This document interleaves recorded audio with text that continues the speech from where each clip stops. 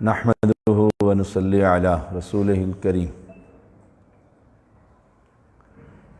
اخلاص کی اہمیت، لیکچر نمبر 85 سیدنا زید بن ثابت رضی اللہ تعالی عنہ بیان کرتے ہیں، نبی اکرم صلی اللہ علیہ وسلم نے حجۃ الوداع کے موقع پر فرمایا، نضر اللہ امرأ سمع مقالتی فبلغہا، اللہ تعالیٰ اس شخص کو خوش و خرم رکھے جس نے میرا کلام سنا، فبلغہا، پھر اسے دوسروں تک پہنچا دیا۔ فرب حامل فقہ غیر فقیہ ورب حامل فقہ الی من ہوا افقہ منہ، بعض لوگوں کے پاس فقہ کی بات ہوتی ہے اور وہ خود فقیہ نہیں ہوتے، بات بڑی عمدہ ہے لیکن خود فقیہ نہیں ہوتے، اور بعض لوگ فقہی بات اپنے سے زیادہ فقیہ آدمی تک پہنچا دیتے ہیں۔ بات بڑی عمدہ تھی اور کسی سمجھدار آدمی تک بات پہنچا دی۔ اللہ تعالیٰ ایسے شخص کو آباد رکھے۔ یہ رسول اللہ صلی اللہ علیہ وسلم کی ایک خوبصورت دعا ہے۔ جو شخص بھی آپ صلی اللہ علیہ وسلم کی حدیث کو یاد کرتا ہے پھر دوسروں تک پہنچا دیتا ہے۔ جیسے آپ نے ابھی یہ مجھ سے بات سنی، یہ دعا گھر جائیں گے، اپنی اولاد کو، اپنی بیوی بچوں کو یہ دعا سنا دیں گے تو آپ کے لیے رسول اللہ صلی اللہ علیہ وسلم دعا فرما رہے ہیں۔ کتنے خوش قسمت ہیں آپ لوگ۔ اس لیے بات توجہ سے سنا کریں، ہر درس، ہر خطبے، ہر جمعہ کی اسے پھر یاد کرنے کی کوشش کیا کریں اور پھر گھر جا کر بیان کیا کریں۔ فائدہ کیا ہوگا کہ رسول اللہ صلی اللہ علیہ وسلم کی دعا کے ہم مصداق بن جائیں گے کہ اللہ تعالیٰ خوش و خرم رکھے، اور نبی اکرم صلی اللہ علیہ وسلم کی دعا اللہ قبول کر لے تو ساری پریشانیاں دور ہو جائیں گی، ہر قسم کی ٹینشن سے آزادی مل جائے گی۔ فرمایا ثلاث لا یغل علیہن قلب امرئ مؤمن، تین چیزیں ایک مومن کا دل خیانت نہیں کرتا، مومن خائن نہیں ہوتا، تو تین چیزیں خاص طور پر۔ نمبر 1 اخلاص العمل للہ، اللہ تعالیٰ کے لیے خالصتاً عمل کرنا، خالص اللہ کی رضا کو راضی کرنے کے لیے کسی فقیر کو ایک لقمہ کھلا دینا، بس خالص۔ قرآن مجید میں بھی ہے، انا انزلنا الیک الکتاب بالحق فاعبد اللہ مخلصا لہ الدین، ہم نے یہ قرآن نازل فرمایا آپ پر حق کے ساتھ۔ حق کا معنی توحید، رسالت، فرائض، احکام، اس کا اثبات ہے قرآن مجید۔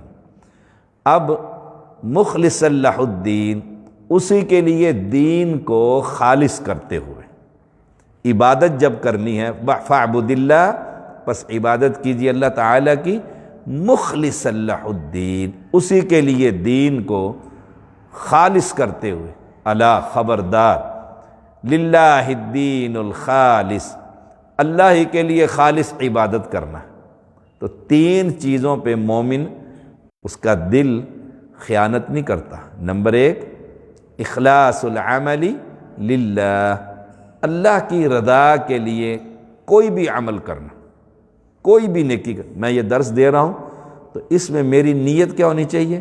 اللہ کی رضا، اللہ کی مخلوق کو فائدہ، اللہ کے بندے شرک کی دلدل سے نکل کر توحید کی طرف آ جائیں۔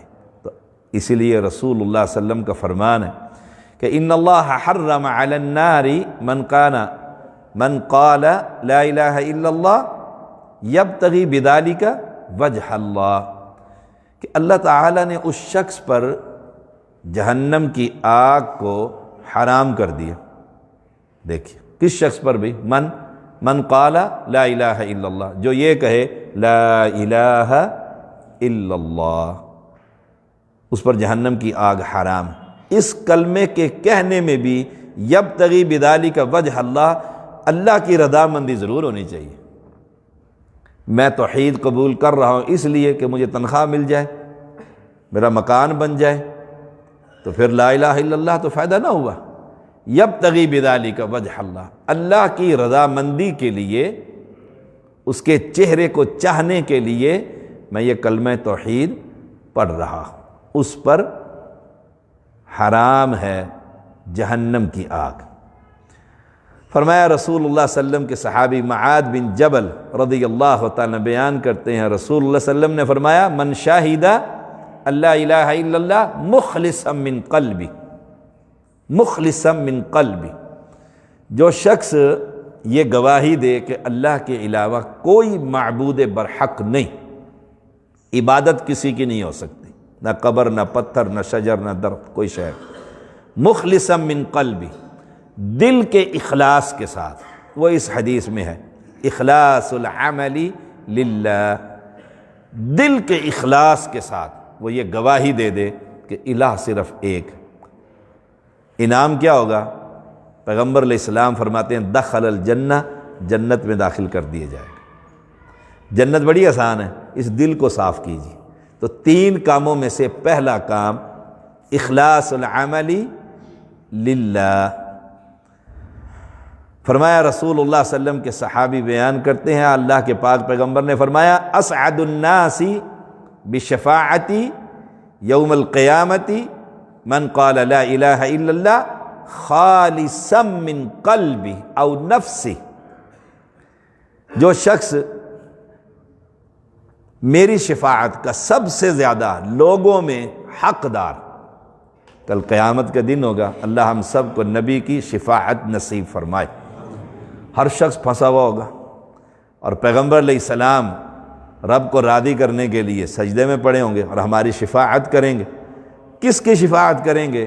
لوگوں میں سب سے زیادہ حقدار وہ بندہ ہے جو قیامت کے دن جو یہ کہے لا الہ الا اللہ، لیکن خالصا من قلبی، دل کے اخلاص کے ساتھ، خلوص کے ساتھ، ریاکاری سے پاک کر کے وہ کہہ دے، تو کل قیامت کے دن میں اس کی شفاعت ضرور کروں گا۔ تو اس لیے اخلاص العمل للہ، ہر نیکی، ہر عمل کو اللہ کی رضامندی کے لیے، مسجد کی صفائی، مسجد کی ستھرائی، مسجد کی دیکھ بھال، بچوں کی افطاریاں اور سحریاں، کھانے پکانے اور لینے، کوئی بھی عمل ہے چھوٹے سے چھوٹا ہے۔ میں نوکری کر رہا ہوں مسجد میں، روٹیاں پکا کے طلباء کو دینی ہے، طالبات کو دینی ہے، تو میری نیت کیا ہو کہ میں اس لیے دے رہا ہوں کہ اللہ راضی ہو جائے۔ تنخواہ تو ملنی ہے، میں قرآن پڑھا رہا ہوں تو نیت کیا ہو؟ اللہ راضی ہو جائے، یہ حافظ بن جائیں گے، یہ دین پڑھیں گے، پڑھائیں گے تو میری قبر ٹھنڈی، اللہ کی رضا کے لیے۔ ہر نیکی سے پہلے تنخواہ بعد میں، دل کا اخلاص پہلے۔ جب اخلاص آئے گا تو پھر کسی کو کہنے کی ضرورت نہیں پڑے گی، وہ اپنے کام کے اندر بددیانت نہیں ہوگا۔ کیوں؟ مومن، پیغمبر علیہ السلام نے فرمایا ثلاث لا یغل علیہن قلب امرئ مؤمن، مومن خائن نہیں ہوتا 3 چیزوں میں، اخلاص العمل للہ، عمل جو نیکی ہے وہ اخلاص۔ نمبر 2 والنصیحۃ لولاۃ المسلمین، مسلمانوں کے ائمہ کی خیر خواہی کرنا، حکام جسے کہتے ہیں، حکام، ان کی خیر خواہی، وہ پٹڑی سے اترتے ہیں، ان کو سمجھائیے، تنہائی میں سمجھائیے، پیغام دیجیے، ان کے لیے رب سے دعا کیجیے، اللہ ان حکام کو دین کا فہم عطا فرما، سمجھ عطا فرما، اللہ یہ دین سے ہٹنے، ان کے لیے دعائیں کیجیے، ائمۃ المسلمین کے لیے۔ ائمہ سے مراد حکام ہیں، حکام جو ہیں اللہ ظالم حکمرانوں سے ہر مسلمان ملک کو محفوظ فرما۔ حکام نمبر 2، وہ نصیحت کرتا رہتا ہے، مومن جو ہوتا ہے، نصیحت، ناصح، خیر خواہ۔ اور ائمہ سے مراد ائمہ دین، ائمہ مساجد۔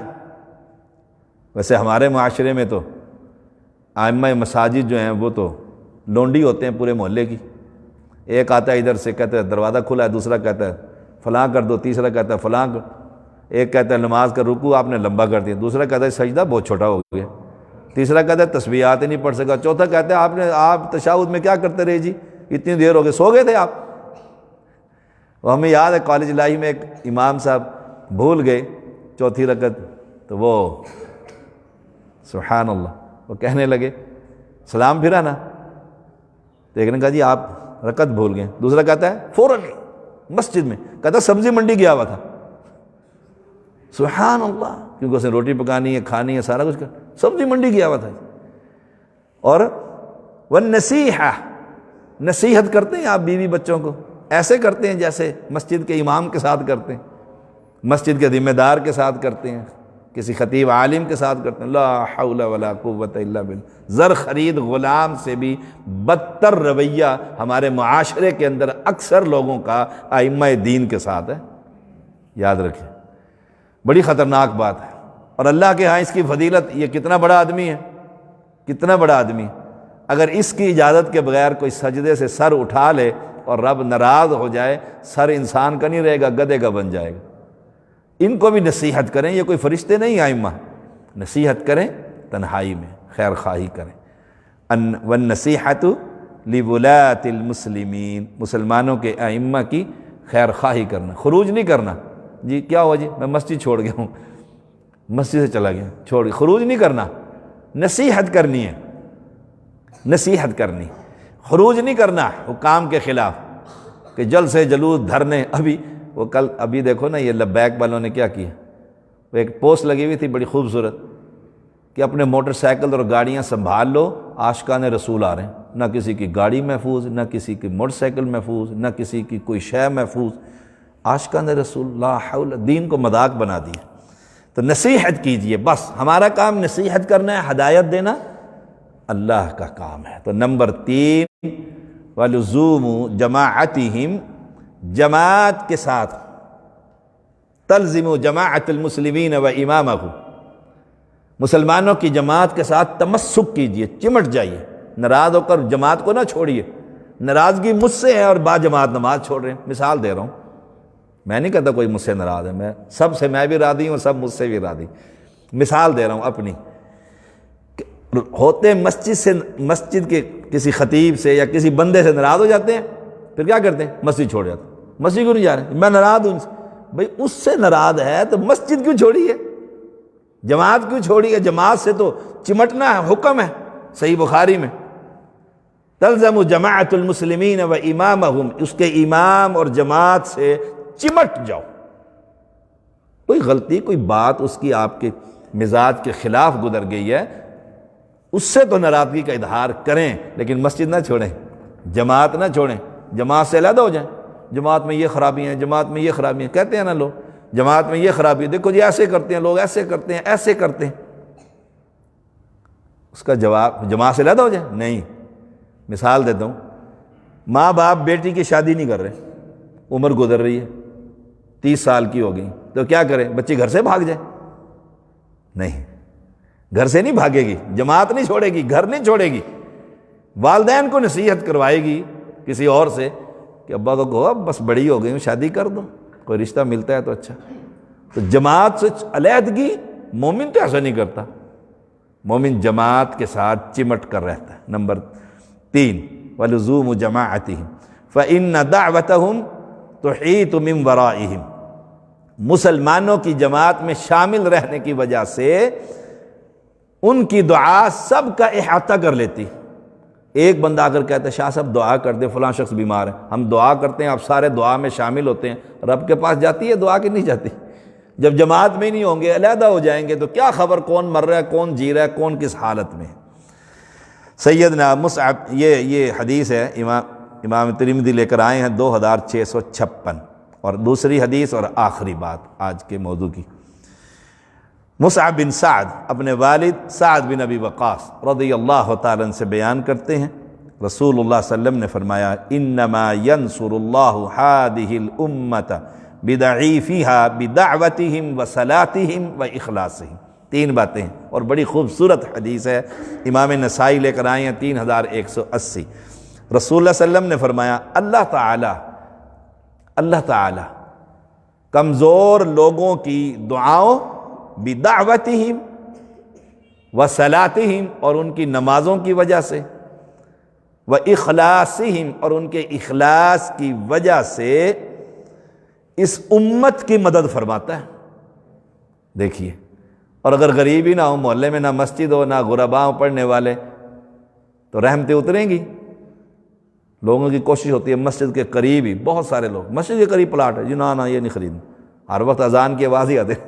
ایک دفعہ یاد ہے، یہاں سلیم صاحب کو یاد ہوگا، اس وقت ابھی ڈاکٹر صاحب نہیں آئے تھے اسلام آباد میں، تو میں جمعہ پڑھا رہا تھا، جمعے میں ایک بندہ آ گیا، حافظ عبد الوحید صاحب کو، آ کر کہتے ہیں جی مولانا کو منع کریں، یہ اذان دیتے ہیں تو میرے گھر میں جاتے ہیں، میرے بچے ڈر کے اٹھ جاتے ہیں۔ سامنے گھر کی طرح، یہ سامنے جو سڑک ہے سلیم صاحب کے گھر کے پاس، وہ بندہ وہاں سے آیا، اسے پھر لوگ مارنے لگے۔ میں نے کہا مارو نا بیچارے کو، اس کو سمجھ نہیں ہے۔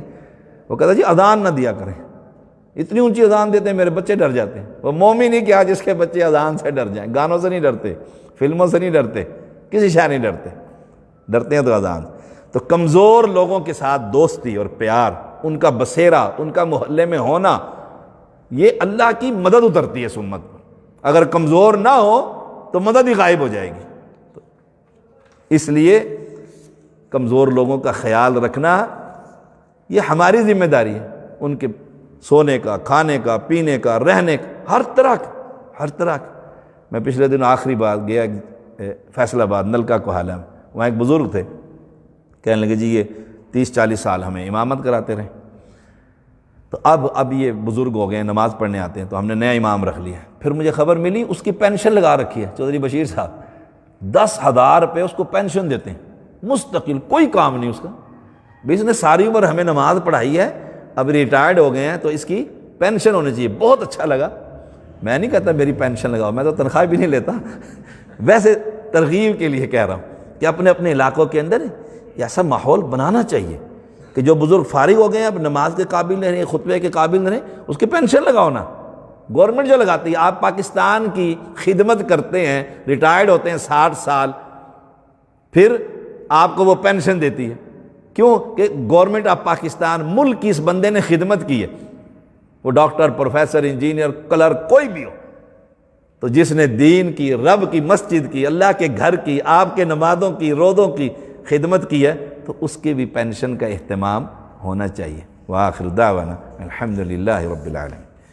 یہ روزانہ ہمارا درس ہے، بعد نماز فجر حدیث، بعد نماز ظہر تفسیر، اور بعد نماز عصر مختلف ٹاپک پر حدیث کا درس ہوگا انشاءاللہ تعالی۔ جمعرات جمعہ ہماری چھٹی ہوتی ہے۔ ہاں جی، جیسے حکمران ویسے رعایا والے حدیث کے بارے میں۔ ہاں، جیسے حکمران ویسے رعایا، یہ حدیث ہے رسول اللہ علیہ وسلم کی کہ جیسے تم ہوگے ویسے تم پر حکمران مسلط کر دیے جائیں گے۔ تو اپنی اصلاح کرنی چاہیے، جب خوب اپنی اصلاح کریں گے تو اللہ حکمران بھی اچھے دے دے گا۔